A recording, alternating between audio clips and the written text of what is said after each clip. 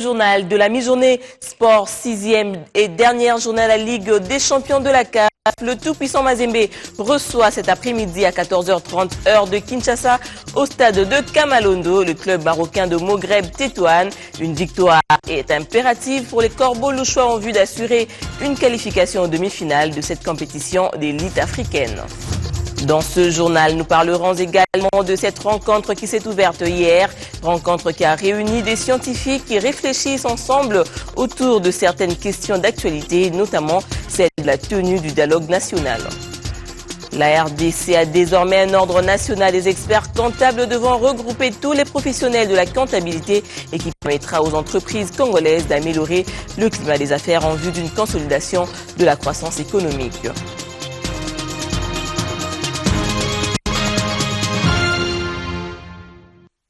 Je vous le disais à l'ouverture de ce journal, la RDC est dotée désormais d'un ordre national des experts comptables.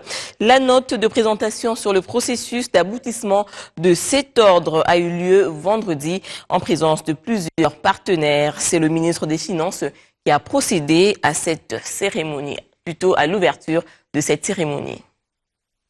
Après son adhésion effective à l'OHADA le 12 juillet 2012, la RDC, conformément à l'acte uniforme et relatif aux droits des sociétés commerciales et du groupement d'intérêt économique et à l'acte uniforme portant au droit commercial général, devrait se doter d'un ordre de professionnels de la comptabilité regroupant en son sein les experts comptables et les commissaires aux comptes. Aujourd'hui, c'est donc chose faite. L'avènement de l'ordre national des experts comptables ouvre une ère nouvelle dans l'exercice de la profession du chiffre en République démocratique du Congo. En effet, le dynamisme et la croissance d'une économie est tributaire de la confiance des investisseurs tant nationaux qu'étrangers portent sur la qualité de l'information financière que produisent les agents économiques à travers notamment leurs états financiers. Il a fallu attendre plusieurs années pour assister ces jours à la création de cet organe national de comptabilité. Organe qui permettra de réglementer le secteur. C'est depuis l'époque coloniale qu'on a senti la nécessité de mettre sur pied l'ordre des experts comptables, mais cela n'est jamais arrivé. Plus ou moins 40 ans plus tard, c'est pour la première fois aujourd'hui que le train a démarré. La mission, comme j'étais en train de le dire tout à l'heure, c'est une mission d'agréer les experts comptables. Le gouvernement de la République, à travers le ministère des Finances, demande au bureau de l'ONEC de relever le défi des experts comptables durant leur premier mandat. La mission que vous allez accomplir est d'intérêt public. Et à ce titre, vous devez mériter la confiance que le gouvernement et la nation tout entière viennent de placer en vous. En l'espace d'une année, vous devez relever le défi d'agréer des experts comptables qui pourront, dès la clôture des comptes de l'exercice comptable 2015, être à la disposition des sociétés installées en République démocratique du Congo, soumises aux droits des sociétés commerciales et du groupement d'intérêt économique de l'OHADA. L'avènement de l'ordre des experts comptables vient mettre fin à la coexistence de plusieurs associations privées et professionnelles de la comptabilité à travers la République démocratique du Congo. Parlons de cette journée d'information et de communication organisée à l'intention des secrétaires généraux et directeurs de l'administration publique par le biais du ministre de la fonction publique. L'objectif était de relever les défis pour doter la RDC d'un appareil administratif digne d'un État en pleine croissance. Face au tableau sombre que présente l'administration congolaise, les secrétaires généraux, les directeurs et les chefs de service des 6 ministères se sont réunis autour du ministre de la fonction publique. Objectif, réfléchir davantage sur les attributions d'une administration digne d'un État en pleine émergence. Tâche ardue, certes, mais dont le ministère de la fonction publique tient à relever les défis pour doter la RDC d'un appareil administratif redynamisé et modernisé, aussi d'un nouveau type d'agent bien formé, efficace et animé d'un esprit de résultat. Que nous sommes appelés à capitaliser pour faire de notre administration un instrument, non seulement pour l'atteinte des objectifs du développement durable, mais aussi et surtout pour l'émergence de la République démocratique du Congo à l'horizon 2030, afin transformation de notre administration pour qu'elle devienne efficace et un outil de qualité, c'est-à-dire une administration apte à satisfaire au moindre coût et dans les moindres détails les besoins des usagers des services publics. Au cours de ces journées de communication et d'information, plusieurs sujets seront traités pour pallier le maux auquel est confrontée l'administration publique congolaise. À noter également que 200 000 agents et cadres, à en croire Jean-Claude Kibala, sont éligibles à la retraite, mais seulement voilà, le processus reste bloqué faute de recrutement. Comment aboutir à la réussite du dialogue? C'est la question que s'est posé un groupe de scientifiques à travers des journées de réflexion ouvertes vendredi à Kinshasa. Ces derniers, avec à leur tête le professeur Gaston Dindo, réfléchissent sur plusieurs sous-thèmes, notamment dialogue, élections et nouvelles provinces. Le rendez-vous est fort attendu par l'opinion tant nationale qu'internationale. Comme les témoignent ces images, le chef de l'État, par ses consultations, y tient mordicus. Cependant, le dialogue est loin de faire l'unanimité au sein de la classe politique. Face à cette situation, un groupe de scientifiques plonge sur la question sous une autre approche à travers des journées de réflexion. Jusqu'à présent, nous attendons des sons de cloche, je dirais partisans. Il y a les uns qui disent oui, on en veut, oui, il faut un glissement à tout prix, oui, il faut ceci à tout prix. Il y a d'autres qui disent pas de dialogue, pas de glissement, rien du tout.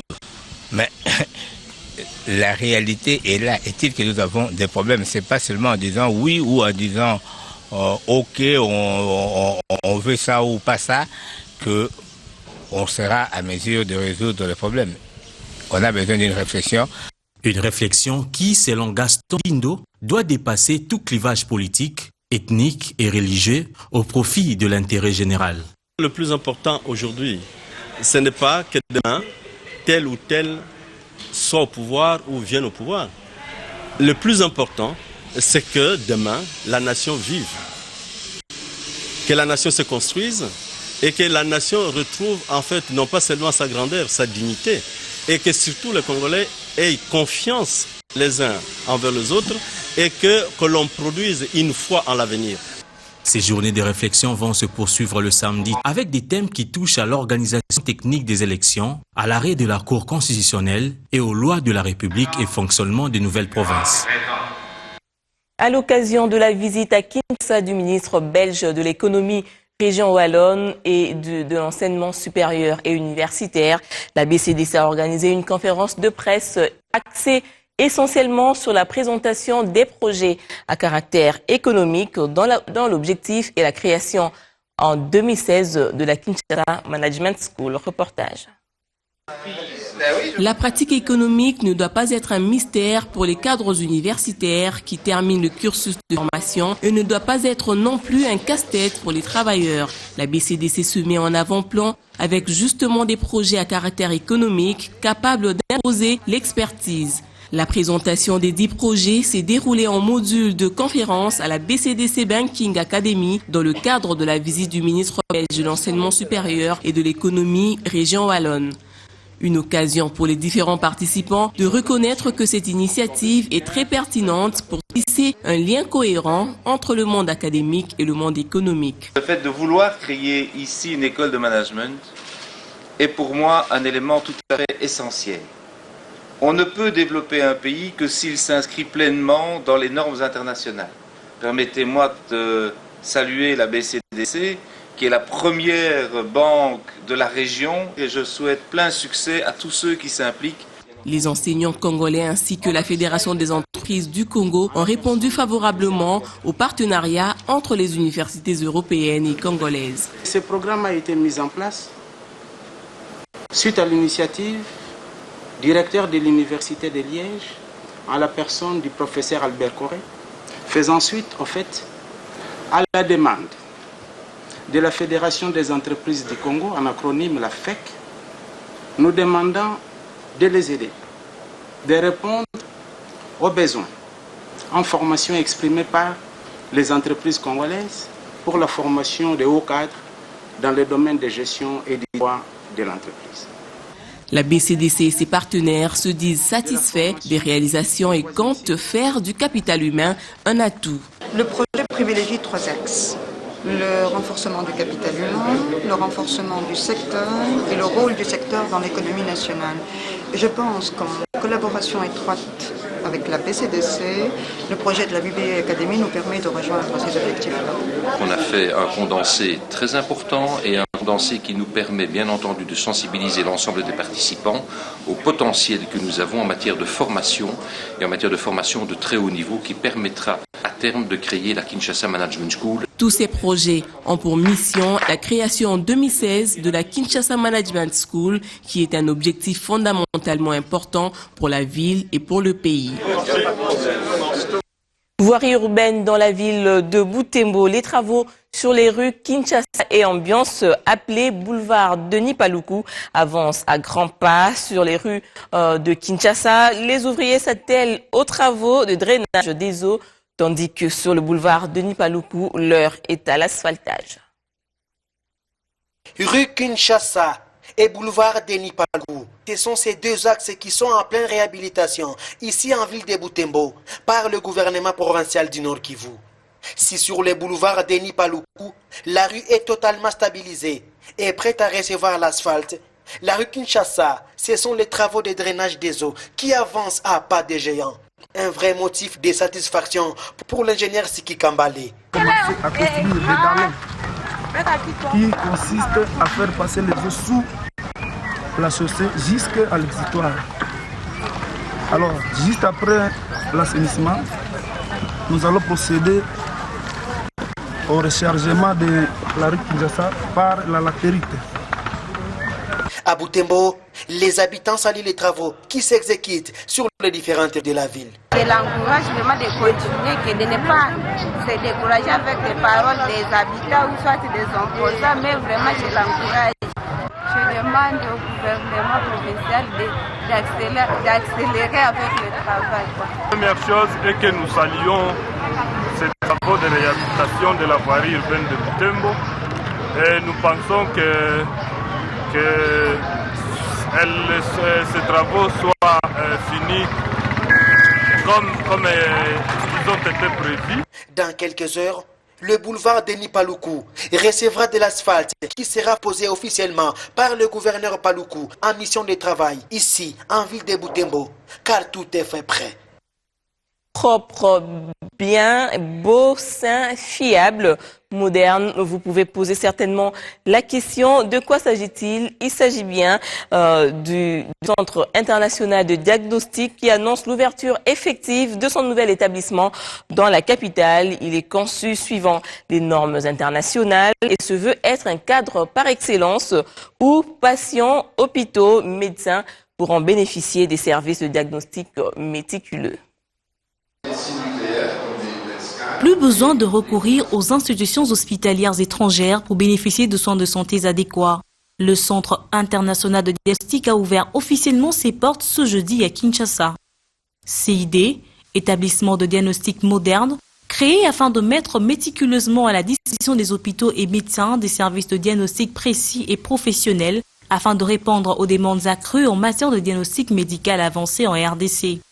Donc, l'objectif, c'est d'apporter ce diagnostic sûr, des examens précis avec des résultats fiables à la population de Kinshasa, c'est-à-dire en termes de laboratoire ou en termes d'imagerie, donc tout ce qui est la radio, les scanners, les IRM, des échographies à 3 dimensions. Surtout, d'évoquer le fait que les prix sont abordables. Nous avons essayé d'aller sur des prix, les mêmes prix qui sont à Mamaebo, les mêmes prix qui sont à la Cité, pour permettre à tout le monde d'accéder à ce genre de tests et à tout instant, au lieu d'aller en Afrique du Sud ou en Inde, il peut le faire sur place. Cette institution sanitaire dispose d'un personnel très qualifié, d'une équipe de techniciens formés à la nouvelle technologie. Elle détient des appareils impeccables de dernière génération susceptibles de dénicher toutes sortes de pathologies. Il dispose d'un département de laboratoire entièrement automatisé, équipé d'automates performants en hématologie, biochimie, immunologie et bactériologie, ainsi que d'un département d'imagerie équipé d'appareils de dernière génération, notamment le scanner, l'IRM, la radiographie digitale, la panoramique et la mammographie digitale. Le choix des santé à Kinshasa, pas du tout fortuit. Kinshasa parce que Kinshasa est devenu pratiquement une mégapole qui a le droit, toujours dans la politique du chef de l'État, d'obtenir les tests même les plus spécifiques qui doivent nécessairement être obtenus en Europe ou en Afrique du Sud ou en Inde. Kinshasa a le droit, parce que sa population a le droit d'accéder à ce type d'examen. Donc c'est pour ça que Kinshasa a été choisi comme premier test africain. On va s'étendre dans environ une vingtaine de pays africains pour justement permettre d'accéder à ces tests spécifiques. Situé au 32 avenue Bandjak, dans la commune de la Gombe, référence non loin de l'hôtel de ville de Kinshasa. Et pour offrir les meilleures prestations à l'ensemble de ses patients, CID a conclu plusieurs partenariats, notamment avec les laboratoires Serba en France. Reportage signé Déby Mwanda en sport, Ligue des champions de la CAF. Le tout-puissant Mazembe reçoit le club marocain du Maghreb Tétouan au stade tout-puissant Mazembe dans la commune de Kamalondo. À Lubumbashi, un match comptant pour la 6e et dernière journée de la Ligue des champions. 2 absences sont cependant signalées du côté de TP Mazembe, dont le capitaine Joël Kimwaki, le Ghanéen Kissi Boateng pour carton jaune. Une victoire est impérative pour les Noirs et Blancs de Lubumbashi et le nul ou la défaite les écartera de la compétition. Le tout-puissant Mazembe joue gros ce samedi à Lubumbashi face aux Marocains du Maghreb Tétouan en 6e journée de la phase de groupe de la Ligue des champions de la CAF.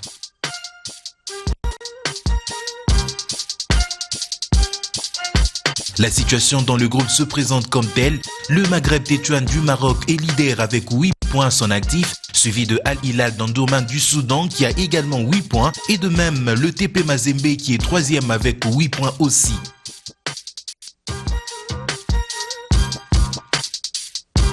Les possibilités pour le Corbeau de Lubumbashi ne passent que par la victoire qui est impérative pour voir Badiagwena en demi-finale.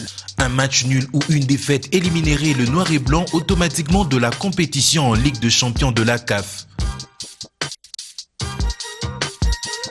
Jusque-là, la chance n'a pas encore souri à Patrice Carteron en 3 ans de coaching avec Mazembe. Voilà, c'est sur cette note de sport que nous mettons un terme à ce journal. Merci de l'avoir suivi et restez branchés sur B1 Télévision. Bon week-end à tous.